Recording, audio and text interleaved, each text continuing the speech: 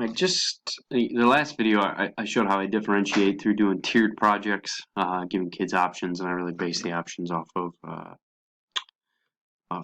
Bloom's taxonomy, and I tried to find things to do based on the multiple intelligence theory. So the product is different, and I differentiate the product. This I'm going to talk about how I try to differentiate the process. Initially I would just do. I had like a really big Cold War PowerPoint. I kind of just went through the whole thing. We would do little things in between to kind of break it up, obviously.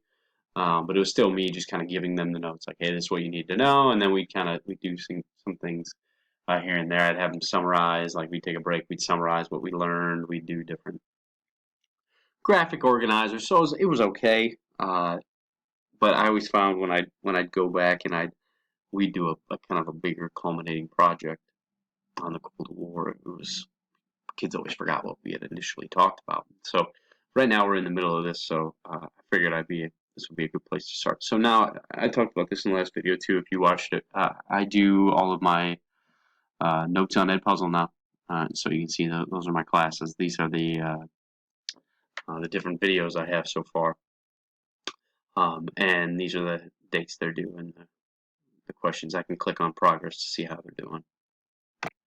Alright, so I click on progress here, and I have all my students' names are off to the left-hand side,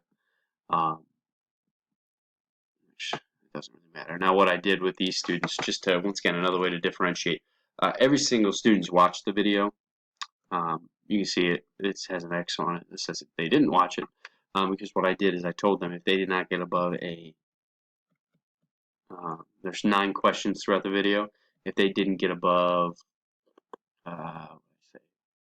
6 out of 9, then they had to redo the video. All right, so some of these kids have gone through and done they've started doing it again, but they haven't quite finished. Some have been absent and whatnot.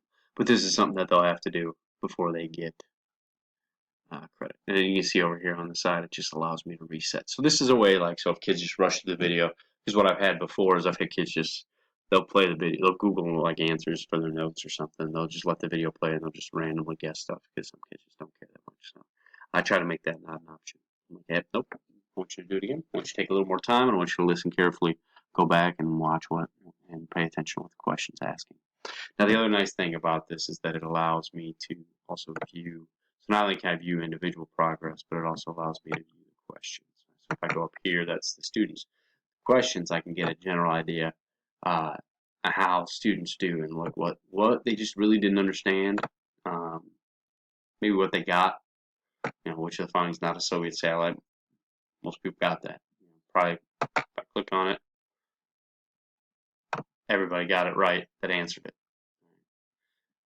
And so once again, these are just little checks. It's nothing crazy. You can make it so it's multiple choice. This is what I want to show you. You can make it so it's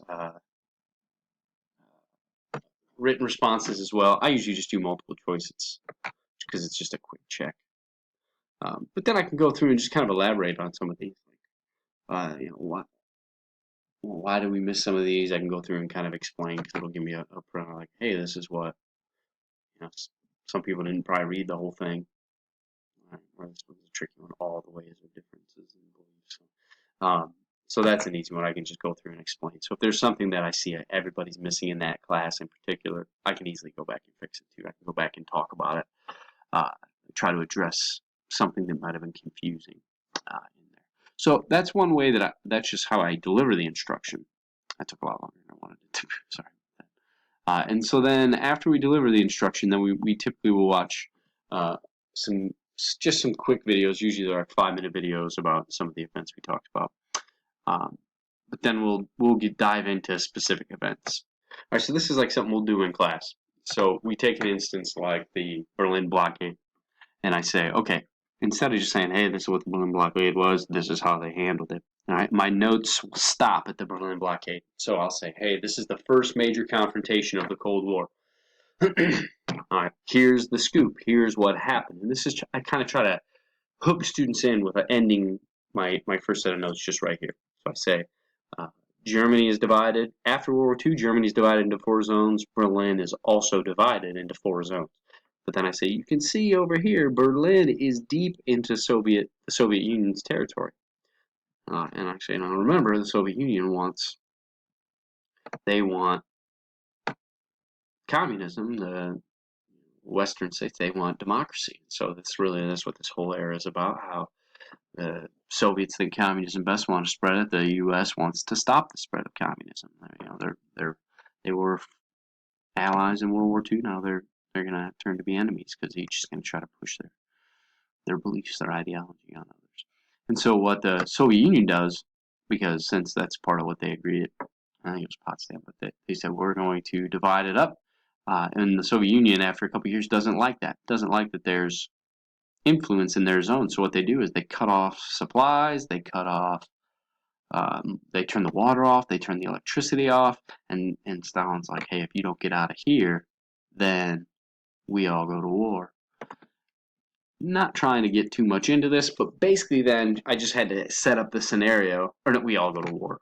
Sweet heavens, what am I saying? Then if you don't give in, all these people will die. All right, and so we don't want to go to war. Sorry, I was looking at my daughter; she's playing something. We don't want to go to war with the Soviets.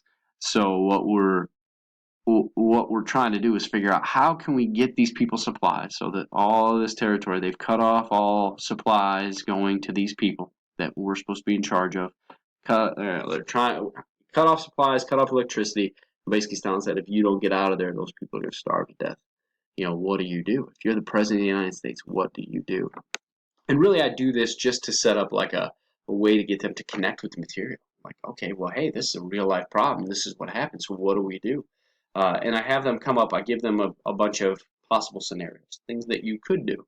And I say, if you want to write more, you can. That's fine. But I'm just going to give you some ideas because I've done this before where I say, what would you do? And it's not really all that interesting. So I go, oh. And it's usually just, so I try to give them ideas. And I say, you don't have to limit to this, but I want you to come up with positives. Why could that be good? Why could that be bad? So they come up with pros and cons to each. Well, if we just leave West Berlin, the people will get fed, they'll get food, they'll get their power turned back on. The con is communism spreading. You're giving into a dictator. There's all sorts of cons, pros and cons to all these. Pros, you invade East Germany to relieve West Berlin. Okay, that's good. We can get people food there. Yeah, but you're going to probably start World War III. All right, so there's pros and cons to all of these. And then the students then are going to come up with a pros cons list for all of them. I say, I want you to, even if you know which one you would do, come up with pros and cons to each. All right, the Soviets, they will end up lifting supplies in by air, but the students don't know that. All right, so they'll send planes over. They'll drop a plane every few minutes just delivering supplies because there's 2.5 million people in that area that don't have food, and so don't have it, water, electricity, etc. So I have them come up with a pros cons list, and then we do a discussion, an online discussion. So everybody has to have a pros cons list. I let them do the pros cons list with a partner, and then they do a discussion, and they say, what would you do? Go on, use your pros cons list that you made, comment on what somebody else said. All right, and don't just say, well, you're wrong, disagree, wrong. Say, go in and explain why you think that that's not the best solution. And then go back and after somebody has commented on your post, I want you to be able to defend why you think that that's the best solution. And so I try to get them to think about like what really the situation is and what the options are. We don't want to go to war, preferably, but we also don't want this. We have nuclear capability. The Soviets don't, but do we really want to throw that around just because of a blockade? So I get the kids to think, and I typically do have ninth graders, so a lot of them will pick like, oh, nuke them, and they don't really understand what they're saying. And so we explain why that's a bad choice. But basically that's what we do. And I like doing the discussion online because it helps to give every student a voice, because everybody knows. I wrote about this too. If you just start saying, all right, hey, what would we do? You're going to have 2 or 3 students that just dominate the whole conversation. So I do these discussions on Schoology because it allows for, it's a silent discussion, it allows for everybody to have a voice. It requires everybody to have a voice. People that are normally passive and just want to sit there and don't do anything, they have to get involved. They have to get engaged. And so I use technology in this way to help engage students into a conversation instead of me just sitting up and facilitating the conversation. You know, that's what we do. So we talk about the Berlin blockade, what we would do, and then at the end I say, all right, so I go through all, and I play devil's advocate on there too. I get on the discussion board and I'm like, no, that would, you know, you fly planes, that's going to cost way too much money. What if they get shot down? You know, I throw all these scenarios out there too just to try to get them to think. I'm usually the one that posts on it the most, but just because I want them to try to think about what they would do. So that's what I do with that lesson. And once again, it just engages them more than just taking notes and, you know, summarizing them. And then I also do with the Korean War. We talk about, I have them look at two different textbooks, textbook A and textbook B. One's from North Korea, an excerpt from North Korea. The other one's from South Korea. And I have them figure out which one's which, according to each text, who started the war, and basically how can you determine which one's reliable. You know, in textbook A here it says the Americans invaded Korea. In textbook B it says North Korea invaded South Korea. And everybody's like, well, textbook B is right. And I'm like, why? I'm like, well, because that's what you said. I'm like, well, how do you know that's true? And so then we get into the, well, how do you know what's true? How do we know that textbook A? How do you know we weren't the ones that invaded? Just because that's what's in our textbooks? And so then we have a really good discussion just talking about how to figure out and this isn't like the first time we do this, but just talking about the credibility of sources and how to figure out how to make things more, how to understand how to determine what's real, what's not, what's reliable, what's credible, and we really dive into that. And at the end, you know, we end up saying neither one's incredibly reliable because this one talks, you know, uses emotionally charged language as well as obviously the top one. And so, but that's what I do with the Korean War. And once again, it's just a different way to get kids to think about what the content. But in this case, I'm also trying to teach them a skill where they're determining the credibility of sources and the validity of where they're getting their information. And so those are just a couple lessons that I do where I try to change up instead of just being like, hey, Korean War happened, North invaded the South, and we stopped the acts of aggression. Just trying to get them to think, trying to get them to think outside the box. Just a different way to do it. And then typically what I'll do is I'll have them summarize. I will have them still summarize information. I do like having kids just go through and just kind of summarize all the information we have. And at the end, we do a monster timeline project where the kids will explain if the events increased or decreased tension. But the process of all of this is just instead of just telling them the notes, we'll do the notes, we'll fill out different organizers, and then we'll do a couple of these activities where we're looking at the validity of sources, or we'll have silent discussions about the blockade. So that's it. That's what I do. That's how I try to differentiate the process of learning for students to try to help them better connect and